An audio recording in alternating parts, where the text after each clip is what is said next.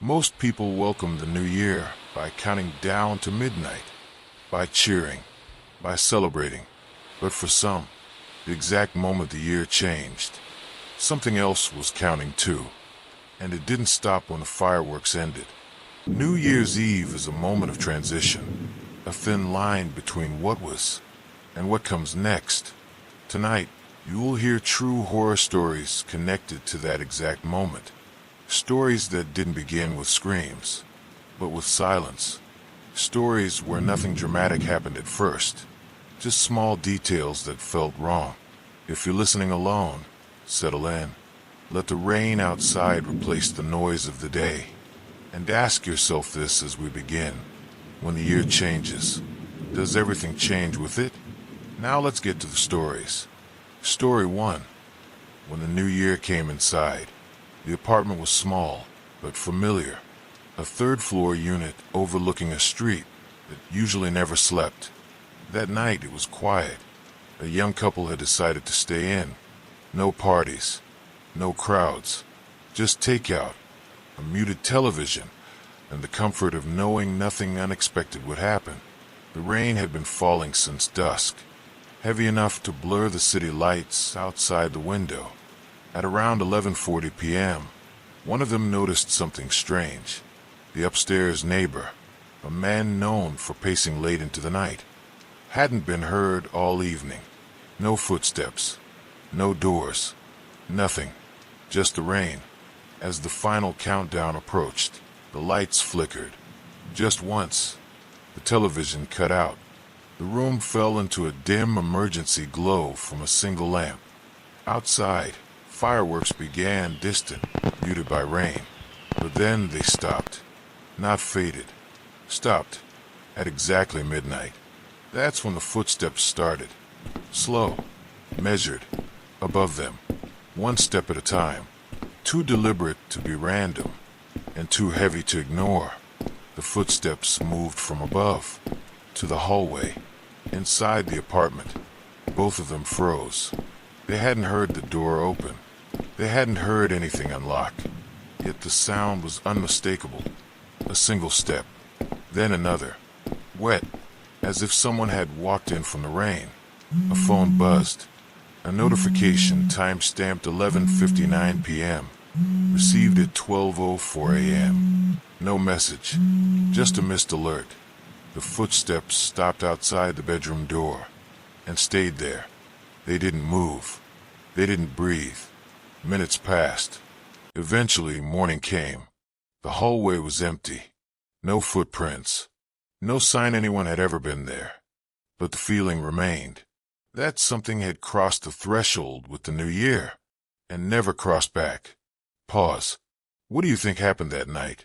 Would you have opened the door or stayed completely still?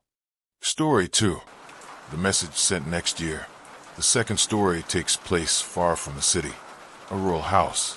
No close neighbors. No street lights. Just open land. And a weak phone signal that came and went without warning.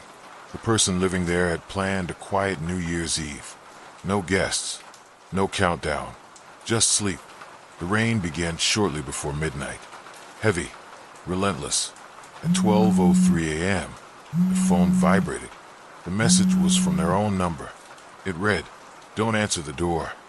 Seconds later, there was a knock. Slow. Even. 3 taps. Timed exactly like a countdown. The phone buzzed again. Another message. Timestamp January 1st, next year. Then another. And another. Each warning was more urgent than the last. Outside, the knock continued. But when the door camera feed was checked, there was nothing there. No movement. No shadow. Just rain falling straight down. The final message appeared. It learns faster every year. The knocking stopped. Not slowly. Instantly. As if whatever had been there had decided it was done. Morning light revealed nothing unusual. The phone's message log was corrupted. Unreadable. But screenshots taken during the night still exist. If you received a warning from your future self, would you listen?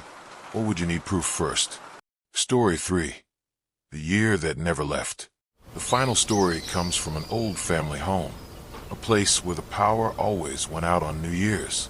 Every year, at midnight, the clock in the living room had been frozen at 12 a.m. since 1999. No one questioned it. Some things are easier to ignore. One year, the clock ticked. Just once. A family photo on the wall had changed. There was someone standing among them. Someone no one recognized. Yet somehow, everyone felt they should. The basement door stood open. Calendars repeated the same date. The radio welcomed listeners to the same year. Over and over again, the house wasn't moving forward. It was collecting time. The realization came quietly. Some places don't let years pass. They keep them. And whatever stays behind changes. New Year's is supposed to be a reset. But these stories suggest something else. That when one year ends, not everything leaves with it. And these aren't the only disappearances tied to midnight. There are others. If these stories followed you into the dark, consider subscribing before the next year arrives. Some stories don't wait to be told. And before you sleep tonight, tell me in the comments, which story felt the most real to you? Story 4. The fireworks that kept going. In most places, fireworks end quickly. A few minutes of noise, a few flashes of light, then silence returns. But in one neighborhood, the fireworks never stopped. This incident occurred in a quiet residential area where houses were spaced far apart, allowing sound to travel easily at night. On New Year's Eve, several families gathered indoors to avoid the cold rain. Curtains were drawn. The lights were dimmed. Everything felt normal until midnight passed. At first, no one questioned it. Fireworks often linger past midnight, but by 12:30 a.m., they were still going. Not celebratory, not random. They were slow, measured, one explosion at a time, each one echoing longer than the last. By 1 a.m., people began looking outside. No flashes in the sky, no rising trails, just sound, as if the fireworks were happening somewhere far away, or somewhere impossible to see. Phones came out. Neighbors texted one another. No one admitted to setting anything off. By 1:20 a.m., someone noticed something worse.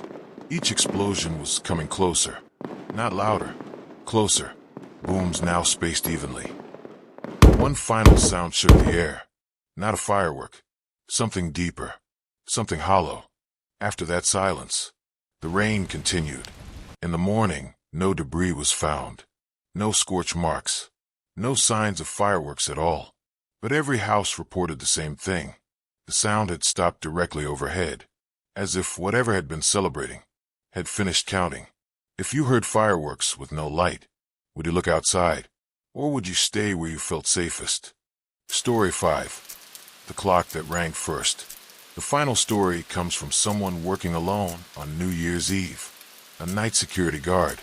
Empty building. Multiple floors. No visitors scheduled. Just quiet hallways and cameras that showed more than anyone wanted to watch closely. The building's main clock system controlled every device inside. At least, it was supposed to. At 11:58 p.m., the clock chimed. Once, early, the guard frowned. Then, at 11:59 p.m., it chimed again. Midnight came with no sound at all. Security cameras began updating timestamps, all of them different. Some showed 12 a.m., others showed 12:17. One showed a date from the following year. The guard laughed nervously, until one camera showed movement. A figure standing at the far end of a hallway, not walking, waiting. The guard zoomed in. The figure's face wasn't visible, but its posture was familiar, identical to the guard's own stance.